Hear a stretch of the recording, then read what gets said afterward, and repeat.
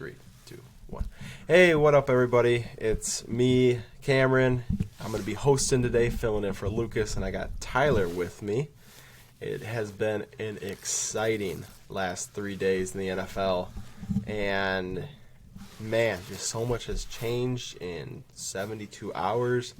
Ty's been on TikTok live for like 7.5 hours in 4 days, just talking football, and it's just been a crazy couple of days. Ty, what are your thoughts on it? Anything really standing out right away? Oh my. Well, it was interesting to see all these announced, agreed to terms, right? They're not signings. Mm-hmm. Well, I guess as of 6/24 on March 16th of 2022, all the signings that were announced are now official because it's the new league year. But at the time, they were all like the agreed to terms, right? Mm-hmm. So it's interesting to see all those now, confirmed. But the biggest, I think probably the biggest news hasn't broke yet. And it's the Deshaun Watson news. Mm-hmm. Like, there are so many more things being held up by Deshaun Watson's choice of where he wants to go. Yeah.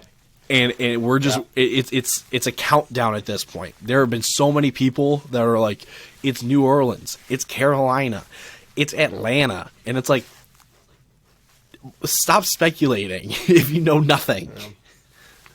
Well, yeah, like Allen Robinson, Juju Smith-Schuster, Will Fuller, Teron Armstead, like they're all waiting to see what Deshaun Watson does. Because they could either go team up or another team's going to offer them more once one of the other guys is off the market. And yeah, there's just a lot of dominoes to fall. Well, and there was a report. This is actually true. Jarvis Landry is going to meet with the Falcons. So I wonder if the Falcons' plan is to team up Watson and Landry together in Atlanta with Kyle Pitts.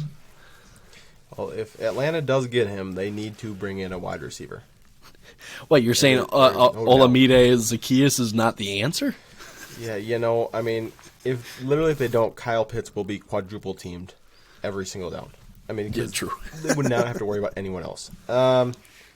Moving forward, a couple other big things along with Deshaun Watson is Tom Brady is back. That was a move that I think a lot of people are kind of waiting for, like him to come back out of retirement. It just wasn't like right now. If he came back out of retirement, we're thinking August, right before everything kicks off. It's, Bucs still don't have anyone. He's feeling sick of it. He didn't want to work out all summer. But no, he is back right now. March 13th, I think he announced he was coming back. 14th, 14th, I think. March 14th. 13th, because it was a Sunday night. 13th? All right. Just insane. We'll get into some of the other big ones as we go. A non-contract that hasn't been signed yet, that's been big, is Davante Adams. Mm-hmm. Probably one of the best wide receivers in the league, saying he doesn't want to play under the franchise tag. We'll talk about that a little bit more. That is some pretty spicy stuff. As a Vikings fan, it's kind of exciting. Maybe we break up the Rodgers-Adams duo. Yes! But who knows? I'd also like to flex. I am wearing the Fantasy Football Fellas new hat. Yes, sir. We will be putting this episode on YouTube so that you all can just admire what it looks like. We will be selling these at about $465 a pop. The production costs are through the roof. We have to talk to our numbers, guys. Our marketing team that we've got. The self-employed marketing team of Cam, Eron, and Lucas, and Taylor. Yeah. Other than that, it's like we've said, it's been a crazy couple of weeks. 3 days, so we'll just jump right on into it. We'll start with some of our favorite non-fantasy signings. So these are obviously players that are going to impact teams, but just not in your fantasy player like you're not going to plug them into your lineup. That's what I'm trying to look at. They Right. might impact your fantasy player. You're not plugging them into your lineup. Right, like your offensive linemen, your defensive Yes. linemen, all those kind of players. Yeah. So Ty, you want to kick us off with one of yours? We'll just go you, me. We'll go back and forth with it. Sure. I will start with the deal that I love the most so far in free agency. And it pains me because as a Vikings fan, I do not want to praise this team, but I have to give credit where it's due. The Eagles going and signing Hassan Reddick is such a great move. Not only because Hassan Reddick is a quality edge rusher, it's on the deal that they got him on. They got him for 3 years at $45 million. Yeah.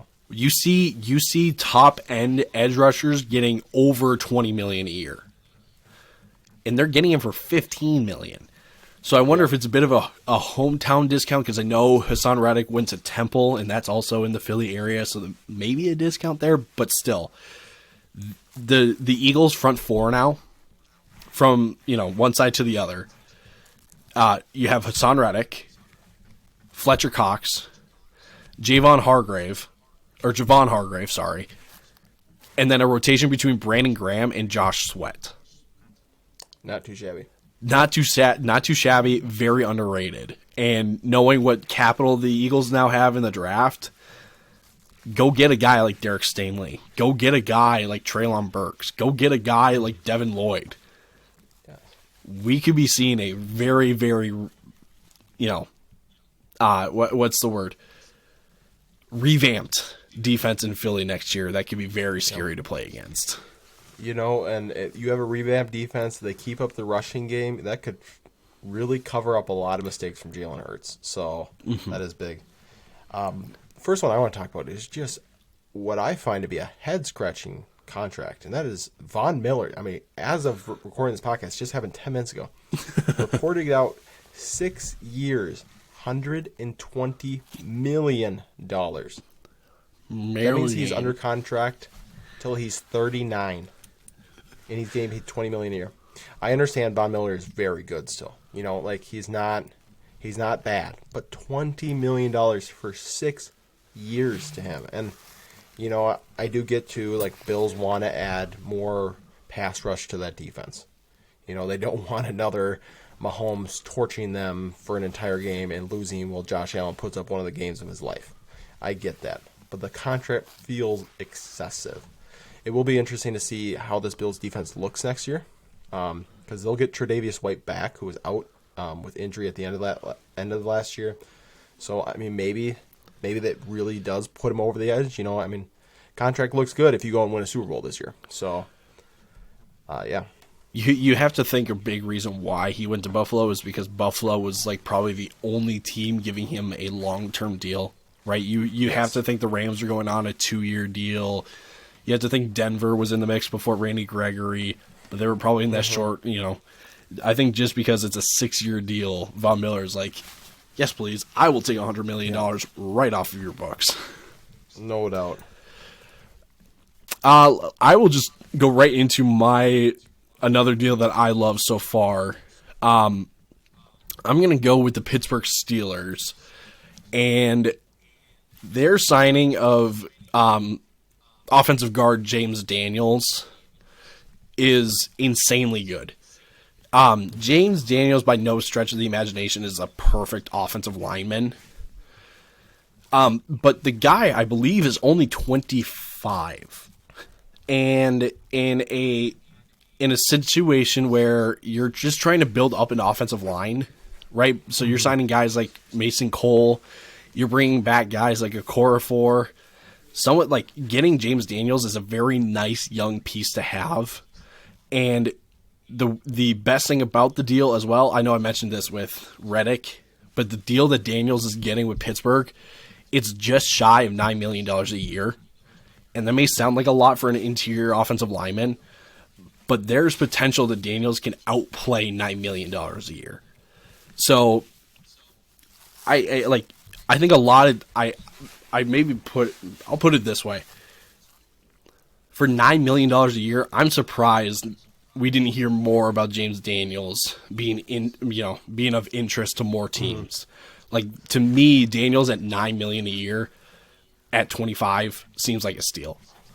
Yeah, for sure. I mean, and they're a team that needs offensive line help like crazy, and to get it young is huge.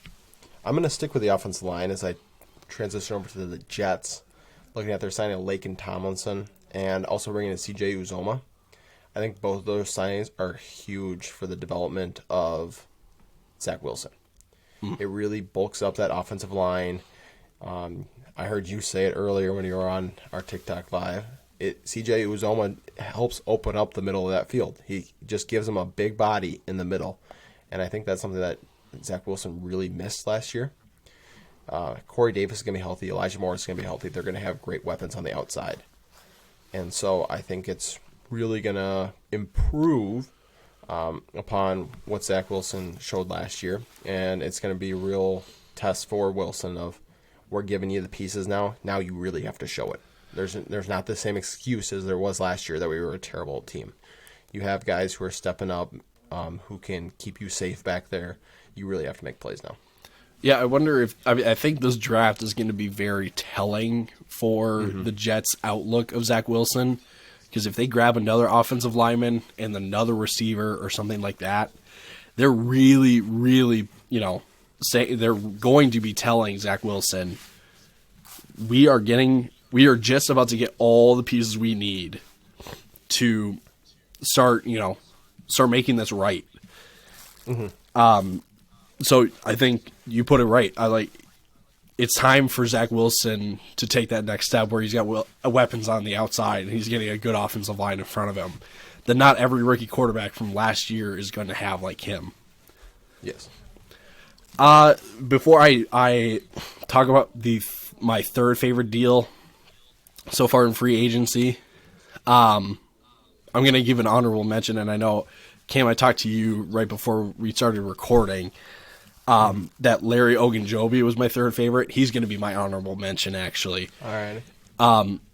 Just because the details of the deal, it's 3 years, $40.5 million. So it's roughly, what would that be, like 13 something, right, a year? 13.5 a year, yeah.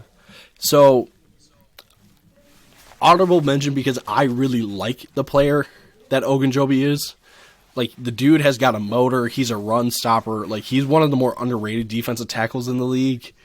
But the more that I thought about it, I was like, okay, wait. They released like Bilal Nichols, who was younger than Ogunjobi, and like, not sure how it worked, but like, personally, I just like the player, so I have to give a little bit of a shout out to it. But for sure, my third favorite deal is the Ravens signing of Marcus Williams. It's a 5-year deal, $70 million, so it's a bit of a hefty price tag.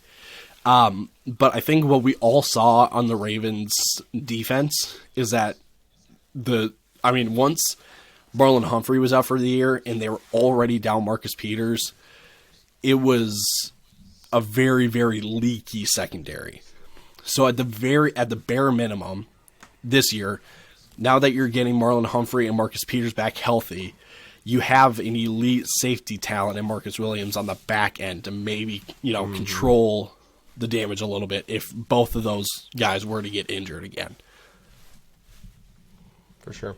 I agree. I mean, they needed help. Like, it wasn't we should go out and get secondary help. No, they needed help. Like, they saw their secondary get depleted last year, and they realized that depth was not a strength for them.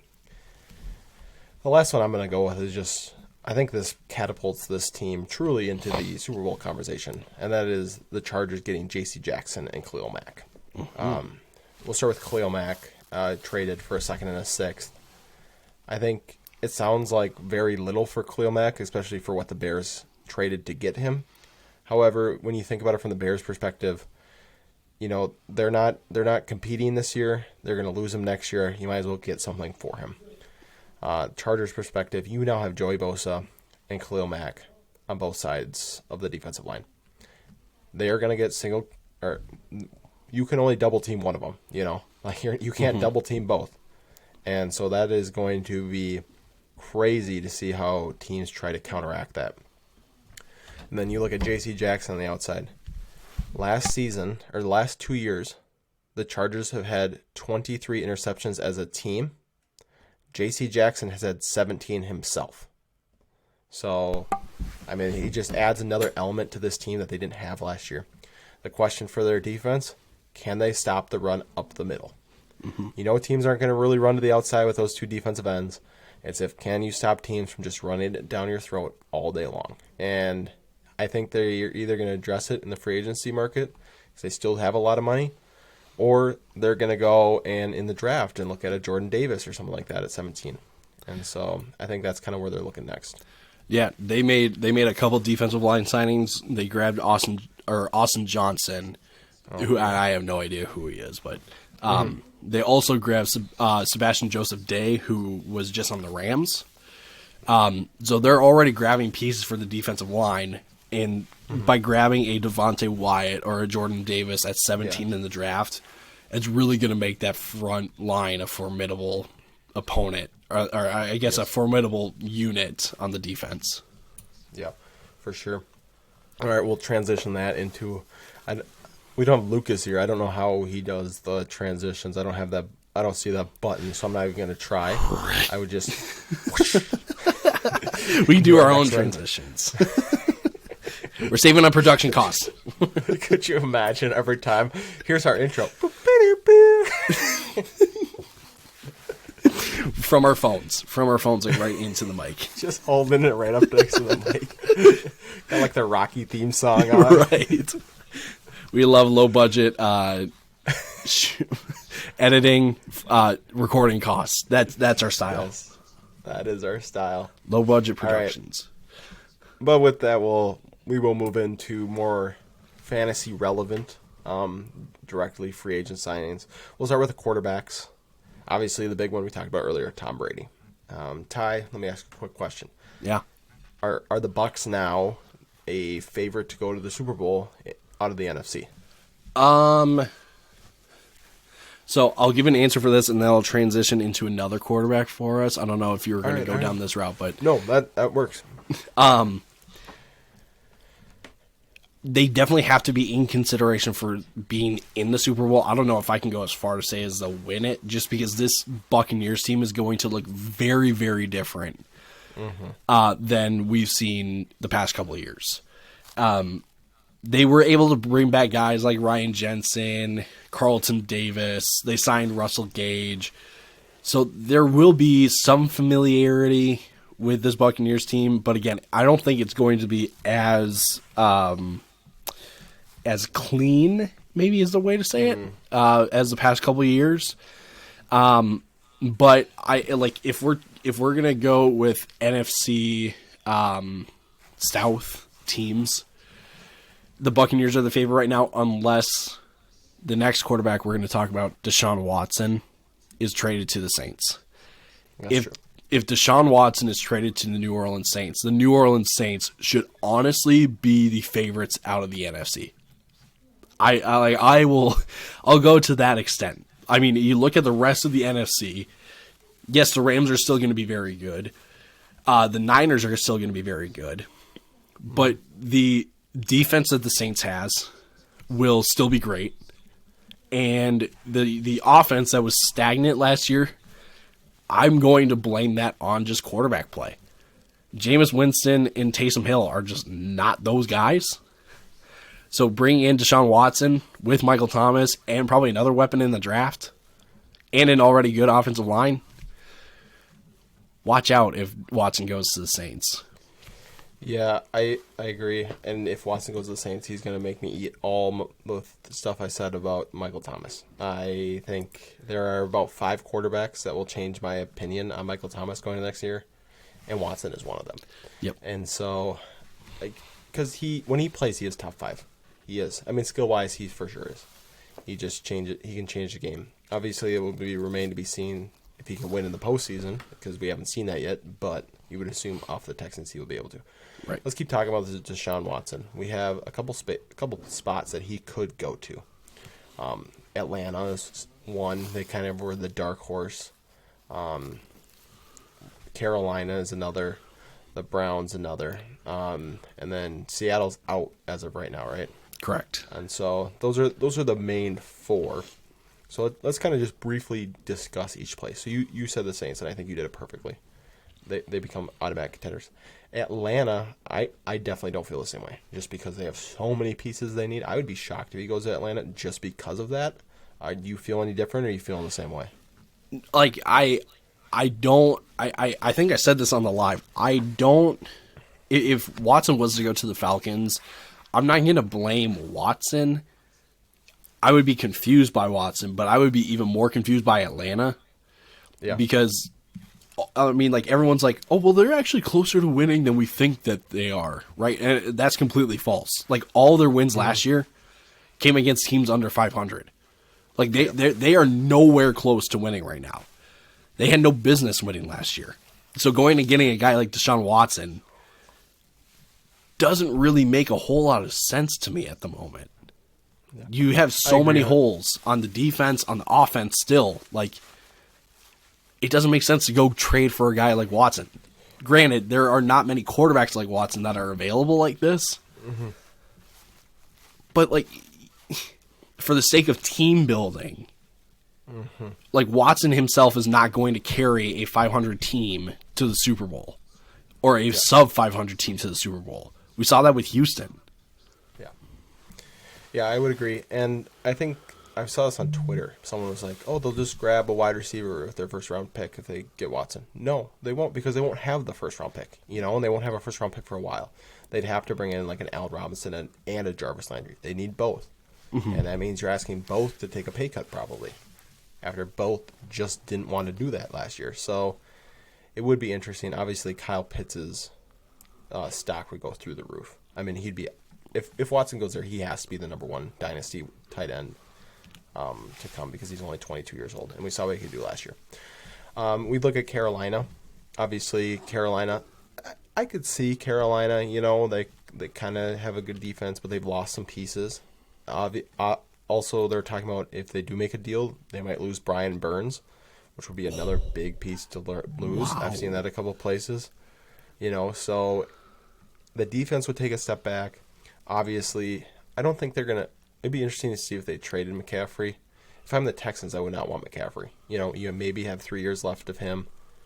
I would rather get draft picks and other things to fill other holes. Yes, he's a lot of fun. He'd fill seats, but I just don't know how I'd feel. And obviously, DJ Moore's stock through the roof with Watson, because we've seen this go with subpar QBs. But any other thoughts that you have for him going to Carolina? I feel like Carolina's in the same boat as Atlanta. Yeah. Like, they have no offensive line at the moment. That's like, true. so that's another big thing. Like, you get rid of 6. That's probably an ideal fit for, like, a Charles Cross or somebody like that, or even Trevor Penning, right? Like, you get rid of that pick and future first. You're stuck. And I get that, like, Matt, it's the news that Matt Rule is, like, coaching for his job and whatnot. Yeah. But you don't just... panic buy in desperation of your job. And if you do, then like you just don't get football. Yep.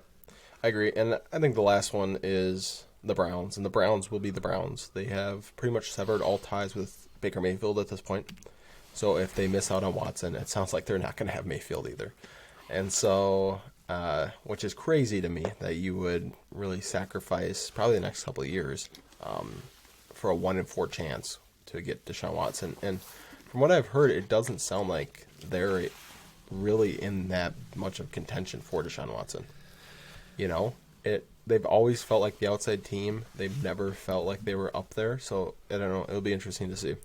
It feels like the only reason why my top 3 teams have just been New Orleans, Carolina, and Cleveland, right? Just based off of this logic. New Orleans has the most playoff-ready, championship-ready team. Carolina supposedly has the most attractive trade offer to Houston. And Cleveland is like the step below the Saints, where they have a really good roster. But then I started to think about it. I was like, yes, Watson's a really good quarterback, but like, are they going to like how much would they change schematically to bring in Watson, right? Like everything that they've done up until this point is, built upon the run. How much of that changes with Deshaun Watson? I don't really know. Mm-hmm. Yeah, I would agree. I don't know how much it does either. All right, we're going to transition on just because right now we are playing what ifs with Watson. Obviously, we don't know where he's going. It'll probably drop tomorrow is what it's kind of the feeling I've been getting from the media. So probably when this gets posted, we'll know more. Mm-hmm. Looking at the next quarterback, we can talk quick. Carson Wentz traded the Commanders. I want to ask you, Terry McLaurin's stock, up, neutral, or down? Excuse me. It's relatively the same. Because I think there are still some other factors that play into this, right? Where Washington may grab another wide receiver in the draft. That would hurt Terry a little bit. We were talking. You had mentioned this about Gibson, right? With both starting guards, Brandon Scherf and Eric Flowers, no longer in Washington. That hurts Gibson, and probably still hurts Terry too, because teams will be able to get pressure up the middle now. Yeah. Now, granted, there are other pieces that Washington has to go inside. I have his name pulled up. Never mind. I'm gonna botch his name, so I'm just not even gonna say it. But they have one guy to replace the guards. So maybe not all hope is lost. But if people were saying Terry is going to be a wide receiver 1 in fantasy next year, pump the brakes real hard on that one. Would agree. The next guy is a guy, I think we have differing opinions on this player, and that's Mitch Trubisky, signing with the Pittsburgh Steelers. I have liked what you've said, where he is a relatively low-risk signing as of right now. You're not paying him big money. I am just in the camp where I don't believe in the talent of Mitch Trubisky. I think I saw enough of him where I saw you saw the flashes where all of a sudden he'd be on the run and make a great throw. But then you'd see the boneheaded mistakes and people are like, oh, that's Nagy. Well, you know what? I feel like we saw that same thing with Darnold, and we're like, it's just Adam Gase. And it's the Adam Gase. And so going into next year, if Trubisky has a hot 4 weeks to start, I wouldn't be going all in to buy him. I might be looking to sell him depending on how high he gets, but I'd probably just be holding at that point. I don't know. You want to explain more on your outlook for Mitch Trubisky in Pittsburgh? Yeah, I guess I think I had this view I guess maybe when he signed this deal with Pittsburgh, the perfect comparison came up. He's more like a Baker Mayfield than he is like anything else. Not saying that they play similarly, but you think about their situations and stuff. Baker Mayfield needs to be more of a game manager than a do-it-all quarterback. Mitch Trubisky in Chicago, when he made his mistakes, seemed like he was trying to be the do-it-all guy. If Mitch Trubisky can just be a game manager over in Pittsburgh, he will be just fine. When you've got Najee Harris behind you, Deontay Johnson in the short, Chase Claypool is a deep threat guy, and a up and coming offensive line, you shouldn't have to do much. Now, the question then is how good can the Steelers be if Mitch Trubisky's a game manager? And I think honestly they're going to be right on the cusp of wild card territory, just because their defense is still really, really good. But for people saying that Mitch Trubisky still has, there's still upside to Trubisky, I would question that a little bit. You can say maybe just because of his age, but still, it's not he's an up and coming quarterback. You guys are only paying him $7 million a year. This was what Teddy got in New Orleans. It's not a whole lot of money. Yeah, and I mean, fantasy-wise, I won't expect a lot from Trubisky, but I am more excited about the other players in Pittsburgh than if Mason Rudolph or Dwayne Haskins was starting. So let's play a quick game. I'm going to give you the three main. We'll go four, actually. We'll go Deontay Johnson, Chase Claypool, Najee Harris, and Pat Freiermuth. Okay. I want you to just do the same thing we did with McLaurin. Stock up compared to last year. So our baseline is with Big Ben. So they getting better, they staying the same, or are they getting worse with Mitch Trubisky? So we'll start with Deontay Johnson. Deontay Johnson, I'm going up. And I think the only reason why I'm saying up is because everyone seemed to be so down on Deontay Johnson. So I'm trying to say up to kind of like balance it out. Yeah. I think I'm neutral on Johnson. I think he still finishes between that wide receiver 9 and wide receiver 13. I think that's probably a good spot for him. Chase Claypool will go next. I'm neutral on him. Only because I've got him so I like he's not terribly low, but he's more of a flex than anything. So I'm like neutral with him. All right. I'm going to go up a little bit just because I think Trubisky will air the ball out a little bit more than Ben Roethlisberger did. But I also need to see it from Claypool. I need to see him be able to go up and get the ball and win those. Next one, we'll go Najee Harris next. What do you think for Najee? Stock up. Like I don't like the only reason why is I think the one concern he had with Big Ben leaving was, are the Steelers going to get a quarterback that cuts into Harris's volume? Mm-hmm. I don't think Trubisky is that big of a quarterback, that big name quarterback that can cut into Harris's workload. So maybe we see a little bit more receiving work for Harris this year than straight up rushing. But still, I think, is he borderline top 5 option for me? Yes. And I think if, let's say, like Deshaun Watson came or was, traded to Pittsburgh, or, who's another? Shoot. I guess that's really the only big name quarterback. Quarterback left. Right. So I guess we'll run with that. Like, let's say Deshaun Watson was to go to Pittsburgh, I would have been down on Najee Harris just because Deshaun Watson is Deshaun Watson. Yeah, that makes sense. I think I'm neutral to just slightly down, and the reason is I think Trubisky might dump the ball off less to Najee Harris than Big Ben did. Just watching Big Ben last year, every time he was about to get hit, it was right to Najee. It was, I don't want to get hit, I'm going to dump it off. But that being said, saying that I don't trust Trubisky as much, there could be a lot of dump-offs coming Najee's way. So that's why I'm more neutral on Najee than anything. Last one is Pat Freiermuth. Up, down, neutral for him. I'm neutral on Muth. I still think he's kind of that high-end tight end 2, low-end tight end 1. I wouldn't be surprised if he kind of is a breakout candidate for tight ends this year, just because he is another rookie tight end. But at the moment, I'm still kind of neutral on him. That's kind of where I feel as well. Looking at all the other guys, Tyrod Taylor signed in as a backup to the Giants. Don't feel like we need to spend a ton of time on that one. Any big thoughts for that one, or just something to keep an eye on? I think we both know that Daniel Jones isn't the guy in New York.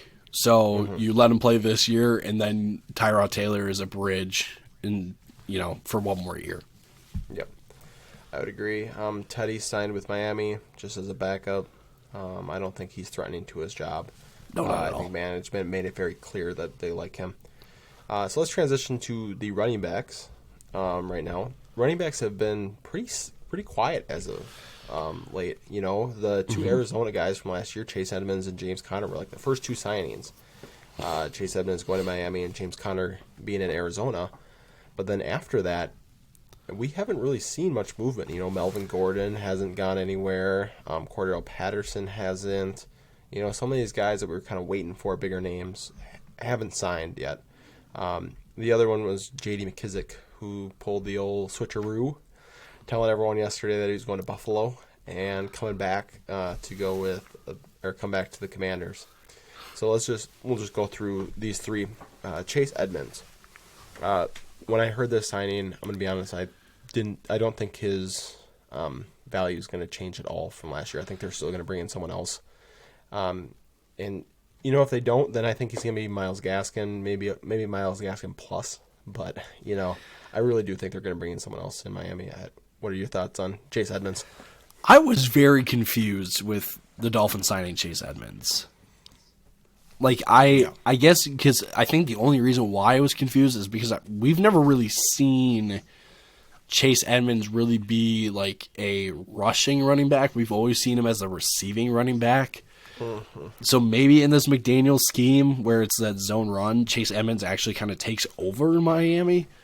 But when you look at Myles Gaskin and Chase Edmonds, I don't really think there's a whole lot that's different between them. Yeah, I would agree. And then moving on to the next guy, James Conner. I think both of us were very excited about James Conner signing to Arizona. Just because of last year, we saw those touchdowns just fly through rocket up. Oh, breaking news. We got Breaking news. It looks like it's 2 breaking newses. Oh. Let me see. The Jets are signing. No, just one. Jets are signing tight end Tyler Conklin, another tight end for Joe Douglas and company after adding CJ Uzomah. Such a bummer. But yeah, I don't know. I think that signing really goes on what I was saying earlier. They want to be able to beef up blocking in New York, and they want to give him big targets in the middle. And I think Tyler Conklin just adds to that. And honestly, I think Uzomah and Tyler Conklin are about the same skill level, if we're being honest. I think like Conklin just has a little more upside just because he's younger. I shouldn't say upside. Yeah. Conklin's younger, so there's a chance that Uzomah falls off a little bit. Yeah, I would agree. Oh,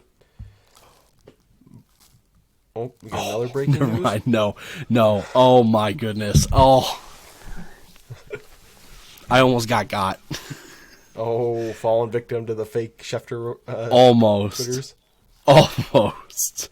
I was like, oh, well, that's interesting. And then I looked at the account. I was like, it's a fake. And I was like, oh, yeah, okay. Yeah, okay, we're good. God, I love it. Well, we had in our Dynasty group chat that we have for our league, someone posted about Allen Robinson signing with, was it the Browns? The Browns. And Tyler posted a picture of the account. And, like, it was clearly a fake account saying, you got. And, like, 3 more people respond. I can't believe it. That's a crazy deal. It's so much money. It's a lot of money. It's just like, no, it's fake. Like, it's not. Fake. And then, and I just left it because then someone finally later was like, hey, did anybody else see where this was posted? I've only seen this on this one tweet. I was like, it's fake. It's not anywhere else. You're looking for Schefter, but it's a fake Schefter. You're not going to find it on Adam Schefter's Twitter. Oh, man. But yeah, talking about James Conner, I think, like I said, I'm still high on James Conner. He's got to be RB15 or better conversation, especially for redraft going into next year. I don't know your thoughts on that. I was going to say borderline like top 10 option in redraft, just because you know that he's going to get touchdowns and you know that they will use him in the receiving game. Yeah, I would agree. McKissick, I think, kind of puts a damper on Antonio Gibson. We were kind of on the free Antonio Gibson. But if I'm being honest, I kind of thought they were going to sign someone anyways, kind of in the McKissick role. Or maybe they transition Curtis Samuel more into the McKissick role, because I feel like that's why they brought him in the first place. So it'll be interesting. I would assume he has the same role, maybe a little bit less in the passing game this year. Yeah, I'm with you on that. All right, sweet. Let's go on to wide receivers. Like we said earlier, there's a lot of big-name wide receivers who haven't signed, or big name, I should say, in air quotes, for this free agent class, who haven't signed yet. But some of the bigger ones, the man who got the bag right now is Christian Kirk. His contract was ridiculous. 4 years, $84 million. If the Packers had any hope of signing Devontae Adams to a relatively decent deal, it is out of the window after what he saw Christian Kirk sign for. He goes to Jacksonville, and I'm going to be honest, I don't really think Kirk improves that much from what we've seen in the past years. I don't know, do you have much higher hopes for Christian Kirk now than we did in the last 2 years with Arizona? I mean, I think a little bit, but not a ton. Yeah, I mean, like, maybe it's just because we have not seen him in a true, like, wide receiver 1 or 2 role. Just because in Arizona, he's always had DeAndre Hopkins, and he was not really used before this year as much. So maybe I feel like they're signing on upside, and I think everyone that has watched or seen Christian Kirk from afar are in agreement that Christian Kirk is more of like your wide receiver 2 or 3 than an absolute wide receiver 1. Mm-hmm. And I was listening to Fantasy Footballers, and I love this. They said it's the bad team tax. Because Jacksonville's bad, they have to pay more in order to get people to come to them, so it's the bad team tax. I thought that was pretty funny. That's pretty funny. Looking at some other ones, I actually find this one really interesting. I want to get your thoughts on it. It's the DJ Chark signing with the Lions on a one-year deal. Not as much for DJ. Oh my gosh, I can't even say it. DJ Chark's fantasy value, but Amon-Ra St. Brown is someone. He's been a hot topic. How are you feeling about Amon-Ra St. Brown this next year, knowing that Hawkinson's back healthy, Swift's back healthy, and now they add in DJ Chark? I don't think we're going to see the crazy production that he had towards the end of last year. I think you do have to respect the fact that he is on the younger side, where he's younger than Chark, so there is obviously some upside there that you can grow and utilize going forward. It gets confusing with Chark because Chark is also on that younger side. But I really do think Chark and St. Brown can complement each other, just because I think Chark is a underrated vertical threat, and he's on the bigger side, so he's a bigger target, versus Amon-Ra St. Brown. He can, get into space a little bit better. So I think for Chark, on a one-year deal, it's a prove-it-year deal. And yes, for sure. I think, if I'm completely honest, I think this kind of is a domino that says that Detroit takes a quarterback in the draft. It would be interesting to see, I could see them almost trading back from the 2 spot. Like 4 or 5 picks to get a quarterback. In all honesty, they really should trade down. All signs point to Aiden Hutchinson at 1. If they can trade down from 2, accumulate some capital, I don't know if they would still take a quarterback in the top 10, but at least, grab some capital, still take a top player on the board in the top 10, preferably. And then a Malik Willis, because everyone's so high on him, and I'm so not high on him, but, a Sam Howell, a Matt Corral, right? Yeah. You could definitely see Detroit going QB and a round 1. Yeah, definitely. And then, so the question I wanted to ask you then after with Amon-Ra St. Brown is he's been compared a lot to Brandon Ayuk. People saying that, all those guys weren't healthy at the end of the year. So do you see Amon-Ra St. Brown closer to a Brandon Ayuk, or do you think that he's going to take a sophomore leap like we see with a lot of other young wide receivers? I guess I feel like it's going to be somewhere in between. Okay. Where he's not going to be completely a disappointment, but he's also not going to have that super big sophomore leap that we see a lot with receivers. I think it's going to be somewhere right in the middle. Still solid, but it's just not going to be. It's not going to be as big. Like I said, not as big of a leap as we would expect for a sophomore receiver. For sure. We had 2 other smaller signings at the wide receivers position, both in Cedric Wilson with Miami and Russell Gage going to the Bucs. Both are going to figure to probably be kind of that third option receiving-wise in their offenses. I think the Cedric Wilson one is interesting to me because I think it really is going to show that Jalen Waddle is going to play down the field more this season, because I think we'll kind of see a return to what we saw in college. But I could also see him, Mike McDaniel, he's been talking about that Debo role. That's what Debo did last year, was he did a lot of short stuff, but then he also could explode for those deep passes, and really use that speed. And I could see some of that mix from Waddle in there.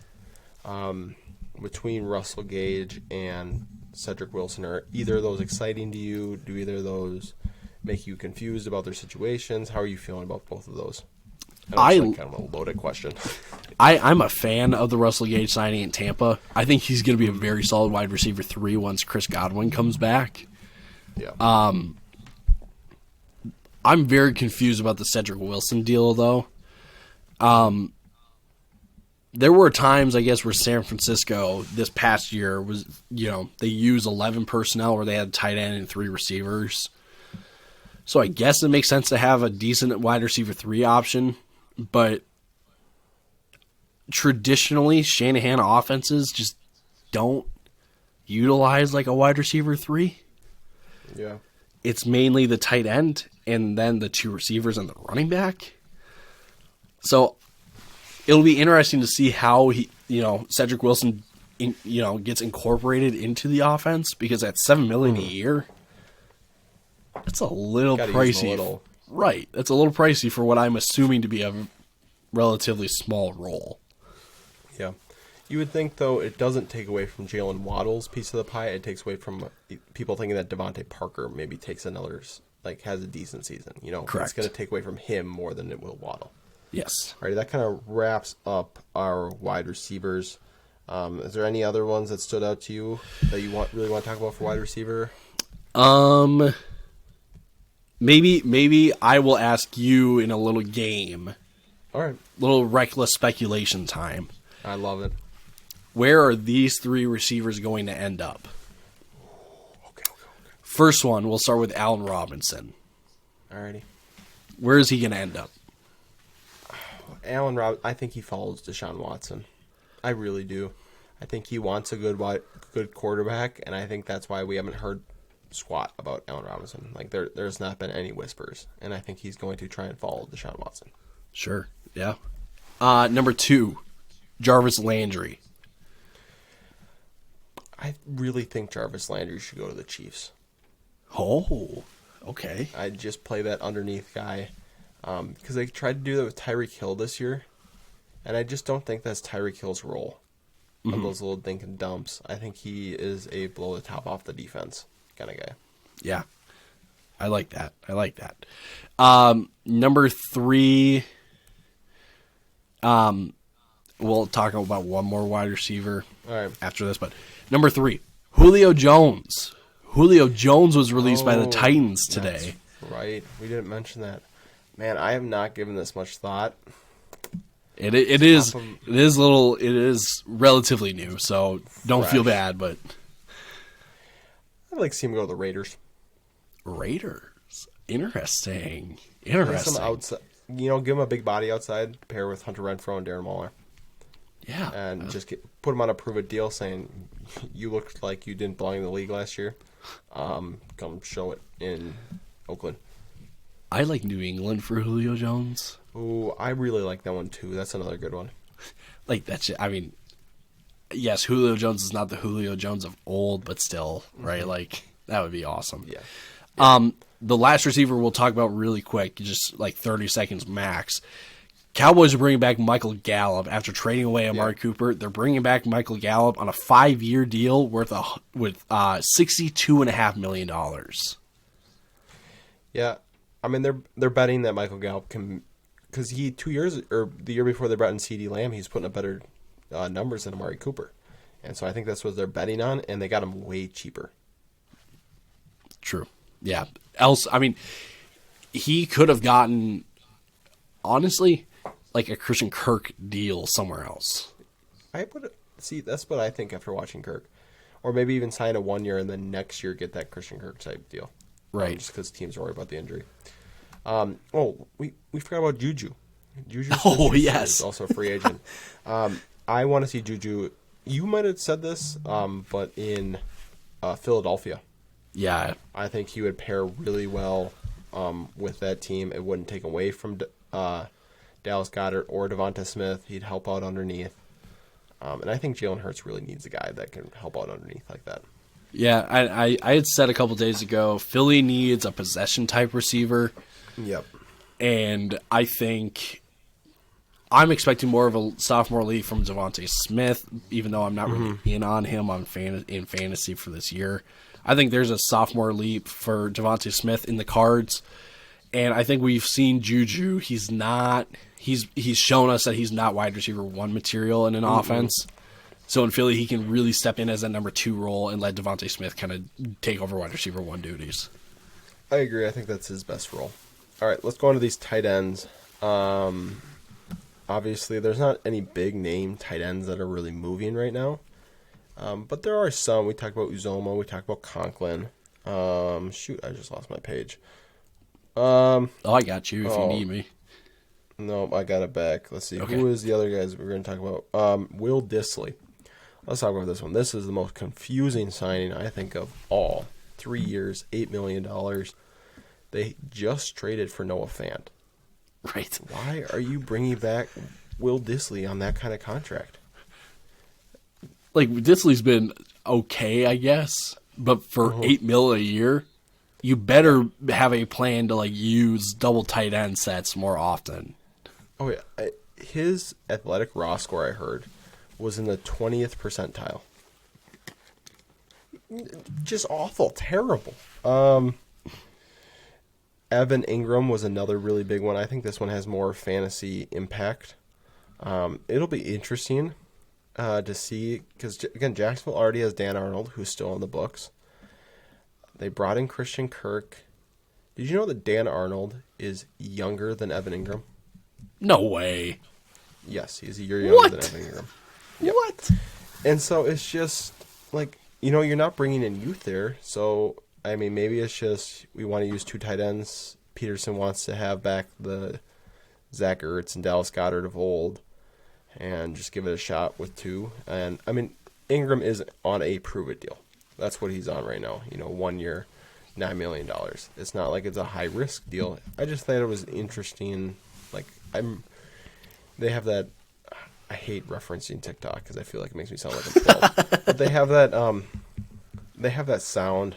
on there that's what's he building in there, and that's kind of what I feel about Jacksonville every time they make a deal. I'm like, what the heck are they doing?